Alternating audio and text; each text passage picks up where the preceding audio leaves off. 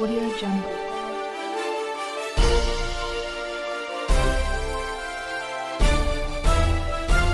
Audio Jungle.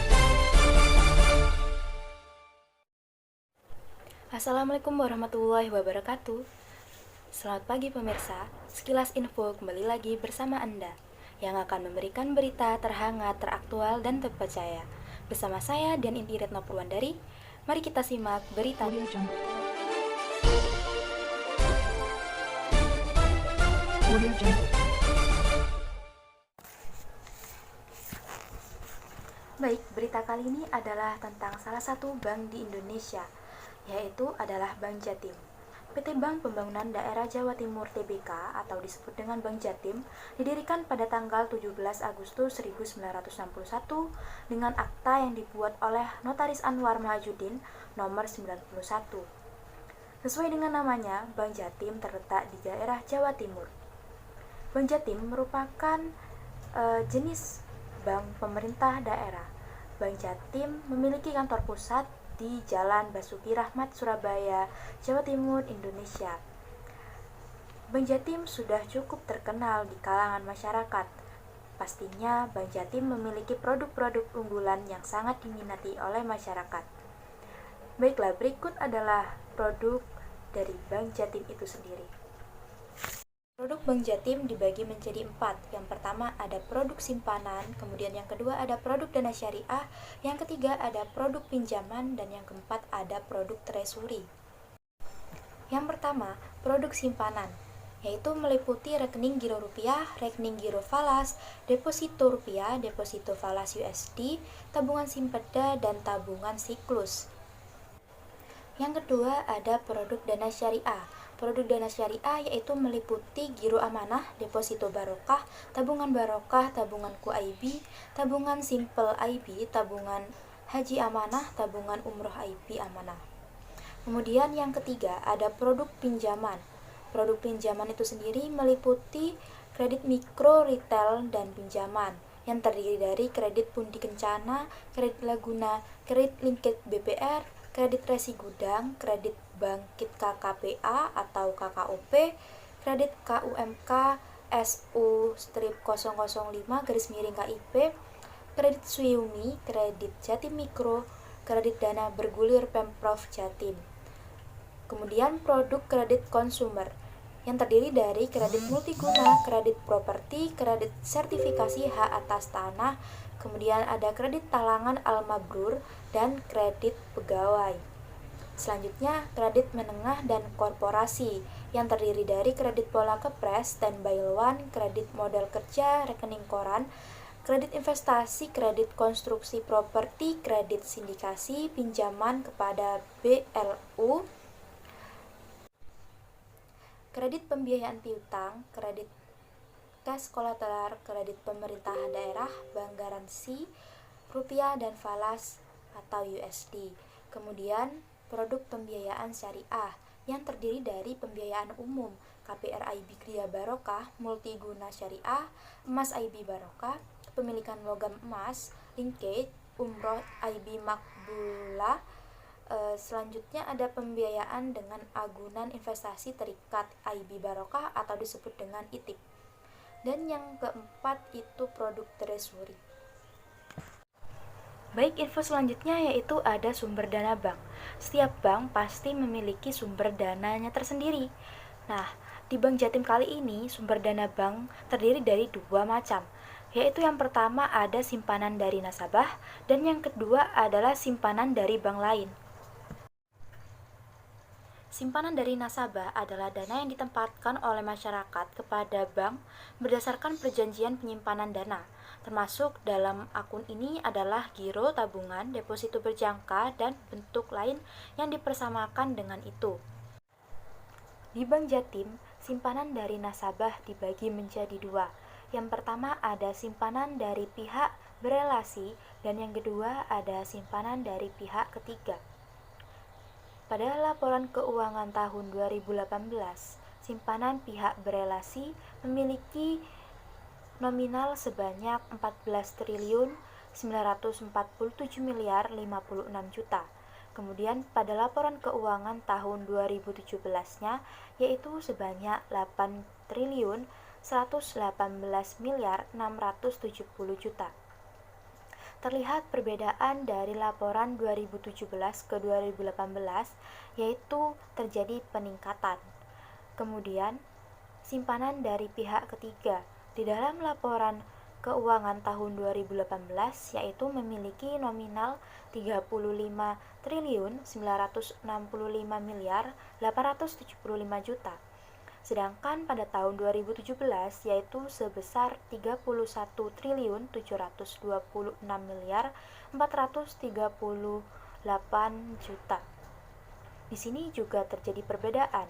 Perbedaannya yaitu meningkat. Kemudian, simpanan dari bank lain juga dibagi menjadi dua, yaitu simpanan dari bank lain pihak berelasi dan simpanan dari bank lain pihak ketiga. Pada laporan keuangan tahun 2018, simpanan dari bank lain pihak berelasi yaitu memiliki jumlah sebanyak 100 miliar 108 juta. Sedangkan pada laporan keuangan tahun 2017 yaitu sebanyak 182 miliar 38 juta.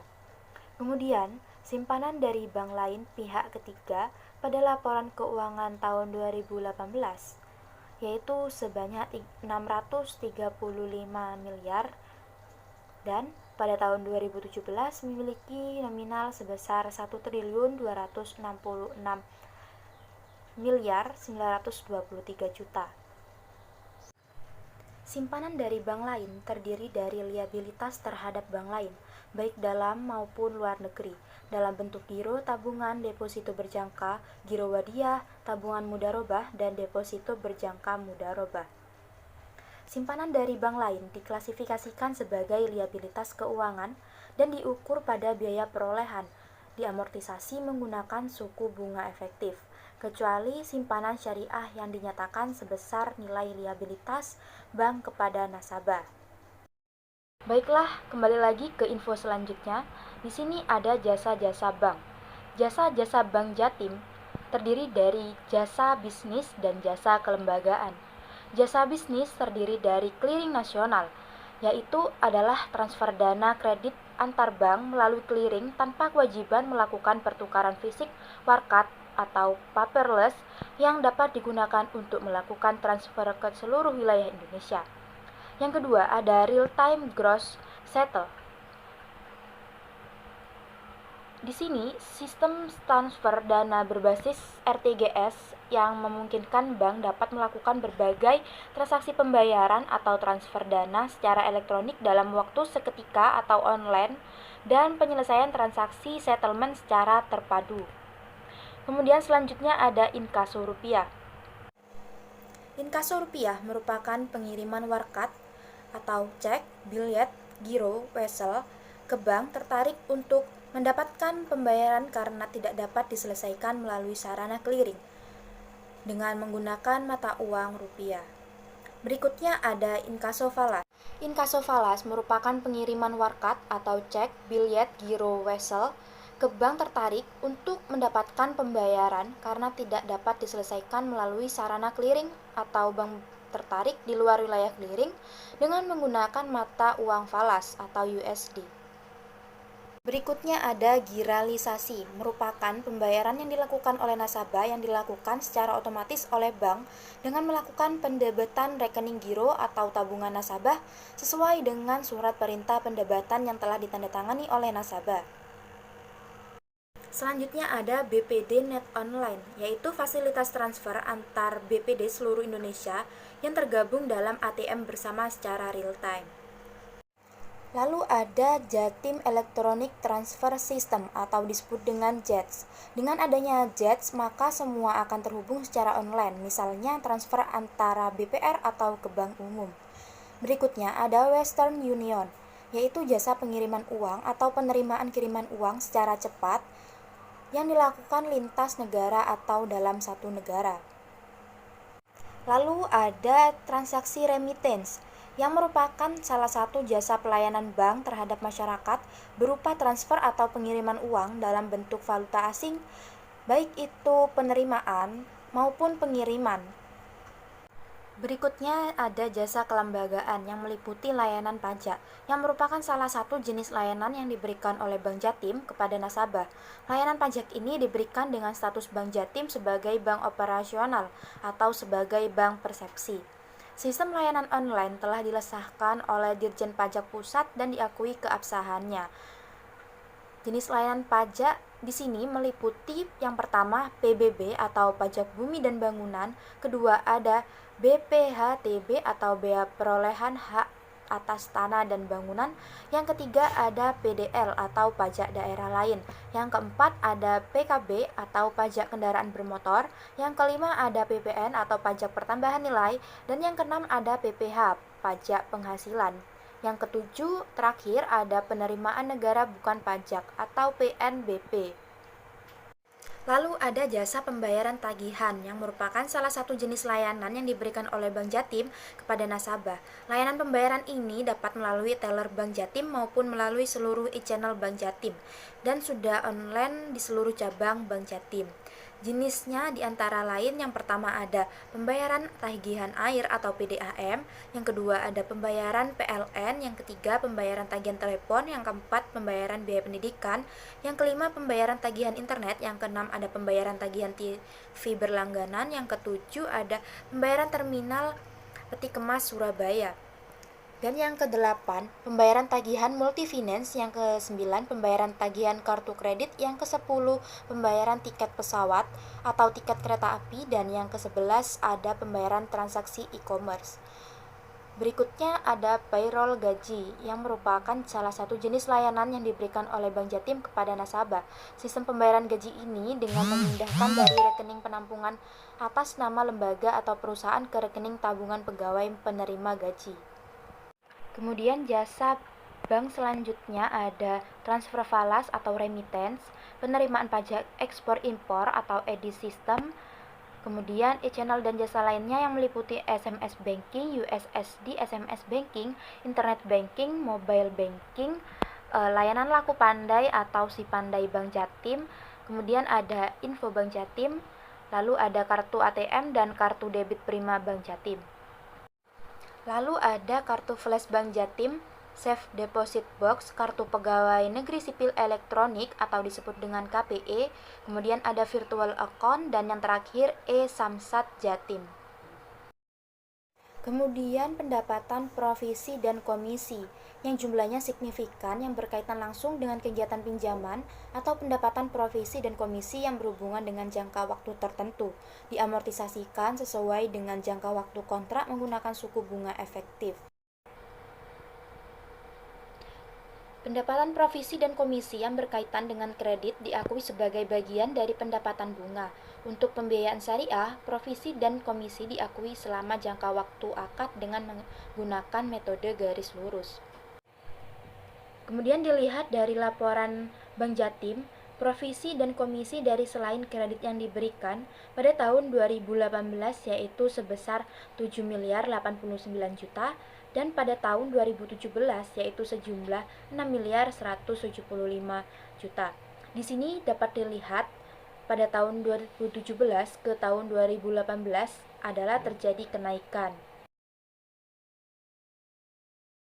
Baik, kembali lagi ke informasi berikutnya. Di sini ada komitmen dan kontingensi. Mari kita lihat pada tahun 2018, di poin pertama tagihan komitmen adalah Rp0, kemudian poin kedua kewajiban komitmen yaitu sebesar 2.834.717 juta, dan poin ketiga tagihan kontingensi yaitu sebesar 260.198 juta, dan poin keempat di sini ada kewajiban kontingensi yaitu sebesar 3.801.806 juta. Baik, kita lihat selanjutnya komitmen dan kontingensi pada tahun 2019. Di poin pertama, tagihan komitmen yaitu sebesar 15.169 juta. Di sini terjadi kenaikan. Kemudian poin kedua, kewajiban komitmen yaitu sebesar 3.853.717 miliar 951 juta. Di sini juga terjadi kenaikan dari tahun sebelumnya. Kemudian poin ketiga, tagihan kontingensi yaitu sebesar 164 miliar 129 juta. Di sini terjadi penurunan dari tahun sebelumnya. Kemudian yang poin keempat ada kewajiban kontingensi yaitu sebesar 2.338 miliar 26 juta. Di sini juga terjadi penurunan dari tahun kemarin. Baik, berikutnya adalah pinjaman yang diberikan. Di sini seluruh kredit yang diberikan oleh Bank Jatim adalah dalam rupiah. Yang pertama, berdasarkan jenis dan kolektibilitasnya dibagi menjadi kredit modal kerja, kredit investasi, dan kredit konsumsi. Bisa kita lihat di layar bahwasannya terjadi kenaikan dari 2017 ke 2018 untuk kredit modal kerja. Begitu pula kredit investasi dan kredit konsumsi. Lalu poin kedua, berdasarkan sektor ekonomi dan kolektibilitas, di sini ada rumah tangga, perdagangan besar dan eceran, konstruksi, industri pengolahan, pertanian, perburuan dan kehutanan, perantara keuangan, jasa kemasyarakat dan sosial budaya, jasa kesehatan dan kegiatan sosial, jasa pendidikan, listrik, gas dan air, akomodasi makanan dan minuman, transportasi, pergudangan dan komunikasi, real estate, usaha persewaan dan jasa perusahaan, kemudian pertambangan dan penggalian, perikanan, jasa perorangan yang melayani rumah tangga, kegiatan yang masih belum jelas batasannya, administrasi pemerintahan, dan lain-lain. Kemudian poin selanjutnya yaitu berdasarkan hubungan. Bisa kita lihat di sini ada kredit pihak berelasi dan kredit pihak ketiga. Lalu untuk informasi tingkat bunga tahunan, tingkat bunga kredit yang diberikan Bank Jatim dalam rupiah pada tanggal 31 Desember 2018 dan 2017 masing-masing sebesar 12,62% dan 13,10%. Berikutnya yaitu ada kinerja keuangan bank. Di sini menurut saya Bank Jatim termasuk ke dalam kategori baik. Bisa kita lihat di layar ada laporan posisi keuangan, laporan laba rugi, dan laporan perubahan ekuitas. Bisa kita lihat bahwa di sini Bank Jatim mengalami laba per sahamnya. Sekian informasi dari saya. Jika ada salah kata, mohon dimaafkan. Sampai jumpa di informasi berikutnya. Wassalamualaikum warahmatullahi wabarakatuh. Audio Jungle.